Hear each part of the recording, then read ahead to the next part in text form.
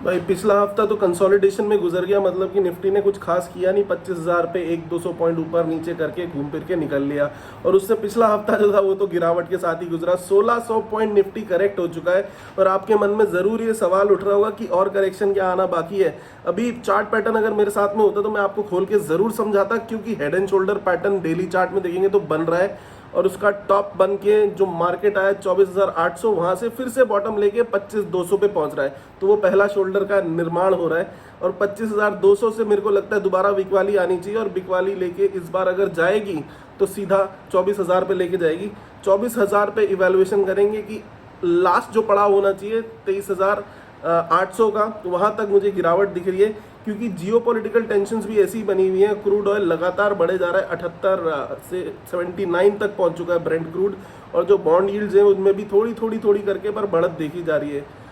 एक और कारण इसका, जो जियोपॉलिटिकल टेंशन के अलावा एक और कारण जो मुझे दिख रहा है, जो चाइना में जो पैसा घुस रहा है FII का बीच में, तो ऐसा हुआ था उन्होंने जो स्टिमुलस पैकेज निकाला था, उसके बाद जो लिखित में रिपोर्ट्स आई थी उसमें इतना मजा आया नहीं था। बट बाद में जब गवर्नमेंट को लगा कि हाँ भाई वापस पैसा आना रुक गया है, तो उसके बाद उन्होंने क्लैरिफिकेशन दिया और चाइना में वापस से ऊपर की दौड़ दोबारा पकड़ ली है। तो चाइना का मजबूत होना मतलब हमारी इकोनॉमी के लिए थोड़ा सा वीक माना जा सकता है। जहां पर कि अभी देखा जाना चाहिए मेटल्स में, कुछ मेटल सेक्टर्स, मेटल के अंदर भी कुछ मेटल सेगमेंट्स ऐसे हैं जहां पर कि थोड़ी सी तेजी अभी देखी जा सकती है। बट मेटल्स के अलावा और सेक्टर्स काफ़ी ढीले लग रहे हैं।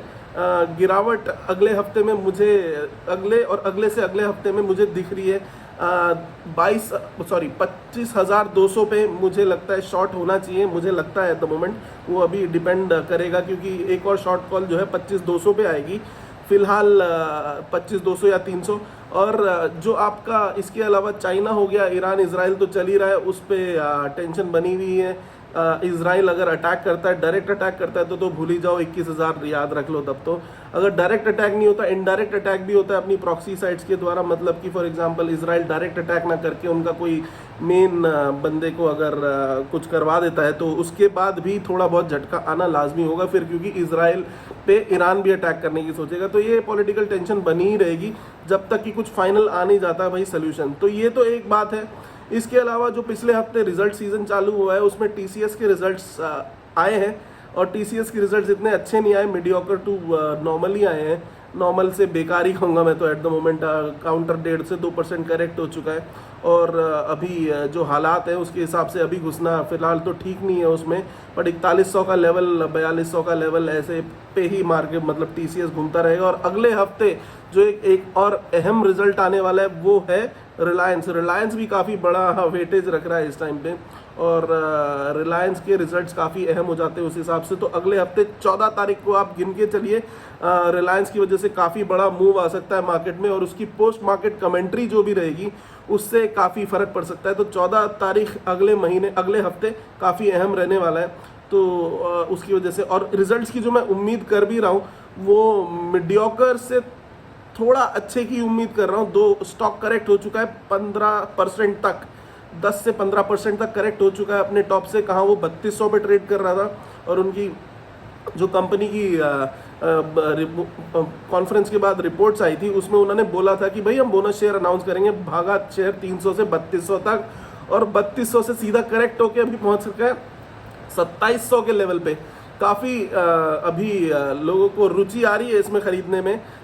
मुझे भी थोड़ा सा अट्रैक्टिव तो लग रहा है, बट रिजल्ट्स में भी देखना अहम होगा। अगर रिजल्ट्स अच्छे आ जाते हैं तो बल्ले ही बल्ले 3,000 पार करने में कोई टाइम नहीं लगाएगा। बट जो पॉलिटिकल टेंशन्स हैं और अभी रिजल्ट्स भी आने वाले, तो मैं तो कहूँगा 14 तारीख का वेट करिए या फिर 13 तारीख का वेट करिए, जहाँ पर कि उसका आप टेक्निकल एनालिसिस कर पाए चार्ट में, क्योंकि चार्ट में पहले ही दिख जाएगा कि कैसे रिजल्ट्स आ रहे हैं। और मैं अपने ट्विटर अकाउंट में भी आपको बताने की कोशिश करूंगा कि भाई रिलायंस के रिजल्ट्स कैसे हैं।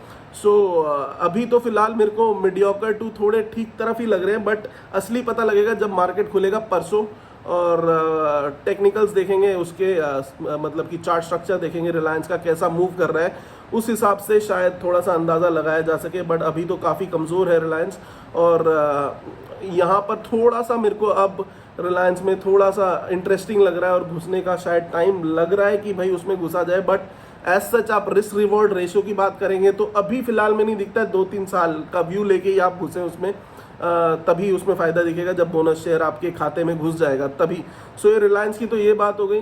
इसके अलावा आज डीमार्ट के नतीजे आए। टॉप लाइन काफ़ी मजबूत है, मतलब 14,444 करोड़ का उनका रेवेन्यू है। टॉप लाइन मतलब कि मोटा मोटा जो रेवेन्यू है वो अच्छा हुआ है। पिछले क्वार्टर से भी देखा जाए तो लगभग 5-6% की ग्रोथ है, और लास्ट ईयर से भी देखा जाए तो अच्छी खासी ग्रोथ है उसमें। बट मेन बात आती है नीचे जो उनका प्रॉफिट आफ्टर टैक्स आता है या एबिटा आता है और मार्जिन आते हैं, उसमें थोड़ी सी क्वार्टर ऑन क्वार्टर थोड़ी सी कमी देखी गई है। खर्चे में उनका थोड़ा ज़्यादा बढ़ा है, तो मीडियोकर ही रिजल्ट है, ठीक ठाक रिजल्ट है। ऐसा कोई गिरना नहीं चाहिए स्टॉक, जैसे कि टीसीएस गिर गया था 1.5 से 2%, बट ये स्टॉक इतना गिरना नहीं चाहिए, ठीक ठाक ही परफॉर्म करना चाहिए क्योंकि टॉप लाइन ठीक है, अच्छा रेवेन्यूज जनरेट कर रही है। डीमार्ट बड़ी कंपनी है दमानी साहब की, और इस पर नज़र बनी हुई है।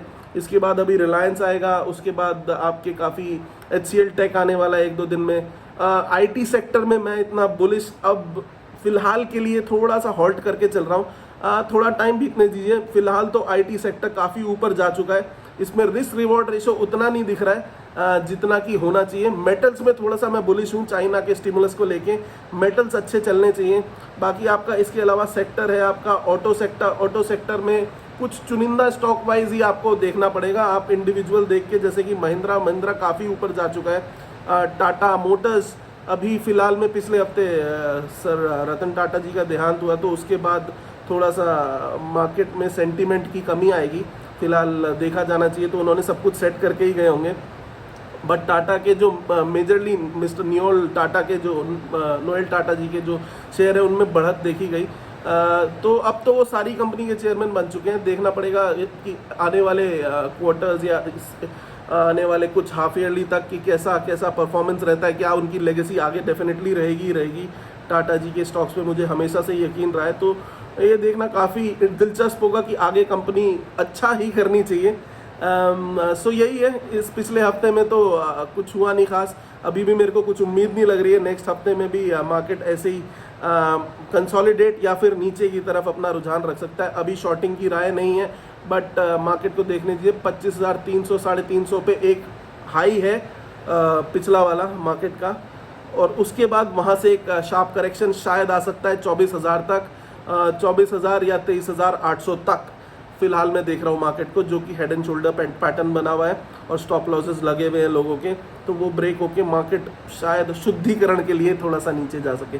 सो धन्यवाद दोस्तों, जय हिंद। आगे आने वाला रास्ता थोड़ा सा कठिन रहने वाला है, पैसा इतनी जल्दी नहीं बनेगा इस साल, अब अगले साल का ही वेट है। वैसे ही मैंने पहले बोला था ये शनि का साल है, साल का नंबर है 8 मतलब कि आपको मेहनत करनी पड़ेगी, और जो जितनी मेहनत करेगा, जो जितना अपना ज्ञान अर्जित करेगा उतना ही पाएगा। शनि का साल मतलब कि अपने न्याय के देवता, जो जितना अपना मार्केट जितना ऊपर जाएगा उतना ही नीचे जाएगा। पर अगला साल काफ़ी इंटरेस्टिंग होने वाला है, 9 नंबर का साल रहेगा, और 9 नंबर मतलब कि काफ़ी सही रहना चाहिए। देशभक्ति का साल होता है 9 नंबर, बट देखते हैं कैसा होता है। मेरे हिसाब से अगला साल थोड़ा सा इंटरेस्टिंग रहना चाहिए, बट इस साल जो कमाया वो शायद जाने की आशंका हो सकती है। काफ़ी रिटेलर्स का काफ़ी नुकसान चल रहा है, क्योंकि जिन्होंने थोड़ा सा लेट इन्वेस्टमेंट शुरू किया था, जो अभी हाल फिलहाल में ही जुड़े हुए इन्वेस्टर हैं, उनको थोड़ा सा अभी धक्का लगा हुआ है, क्योंकि PSUs काफ़ी गिर चुके हैं और करेक्ट हो चुके हैं। 15 से 20 से 30% भी कहीं तो करेक्ट हो चुके हैं। जहाँ कहीं HL का भाव 5600 चल रहा था तो वो 4200 4100 तक पहुँच गया है। सो काफ़ी सारे PSUs में करेक्शन आ चुका है। देखना यही बाकी है, क्या अभी एंट्री करना सही रहेगा? अभी भी सही नहीं है, थोड़ा सा वेट करिए, मार्केट को थोड़ा सा और नीचे आने दीजिए, वहाँ से एंट्री करेंगे। मेरे हिसाब से 24,000 अगर आ जाता है या 23,800 आ जाता है तो वहाँ से अपन एंट्री करने की दोबारा सोच सकते हैं, क्योंकि पैटर्न जो है सही नहीं लग रहा है। और मेरे को इंटरनेशनल जो हालात हैं, दो मैं भी पहले बुलिश था, बट अभी जिस हिसाब की टेंशन चल रही है, पिछला हफ्ता कंसोलिडेशन मज़ा नहीं आया यार, और ना ही मज़ा आ रहा है, तो थोड़ी देर के लिए आपको वेट करना पड़ेगा। 23,800 अगर आ जाता है तो वहाँ पर अपन सोचेंगे दूसरी किस्त डालने का। पहली किस्त तो डेफिनेटली हमने 24,800 में डाली है, 23,800 या 24,000 पे हम दूसरी किस्त डालेंगे। तो आराम से इस मार्केट को ट्रेड करें, एकदम हड़बड़ी ना मचाएं, समझें, ज्ञान अर्जित करें, और गिरावट में भी अपना संयम ना खोएं। गिरावट में हमेशा सीखने का मौका मिलता है। जो इस गिरावट को पार कर गया, मतलब कि हम और आप जो अभी सीख रहे हैं, मैं भी यही कहूँगा, डेफिनेटली मैं भी सीख रहा हूँ।